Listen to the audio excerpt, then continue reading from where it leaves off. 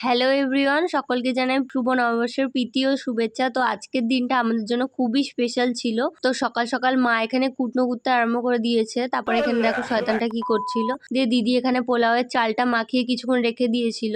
তারপর তো সুইটির বান্ধবীও চলে এসেছিল, আর দিদি এখানে আমাদের গাছের ফুল দিয়ে মালা গেঁথেছিল, সেটাই দেখাচ্ছিলাম তোমাদের। আর এই ফুলগুলো কিনে এনেছিল। আর এখানে পোলাওটাও হয়ে গিয়েছিল, আর তারপর আমি একটু গুন্ডুবাবুকে চটকাচ্ছিলাম।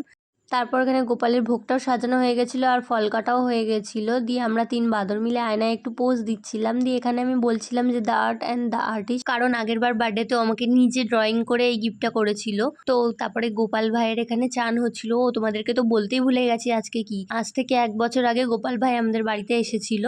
তো তারপর মা এখানে পুজোটা কমপ্লিট করে নেয়, তারপর আমরা প্রসাদ খাই। দিয়ে বিকেলবেলা একটুখানি বেরিয়েছিলাম, জাহতলে কালীবাড়ি গিয়েছিলাম। তো কালীবাড়ি থেকে ওখানে একটু খিচুড়ি খেয়েছিলাম, তারপর চলে এসেছিলাম মা বাড়িতে। তো ভিডিওটা ভালো লাগে লাইক কমেন্ট শেয়ার করতে ভুলো না। বাই।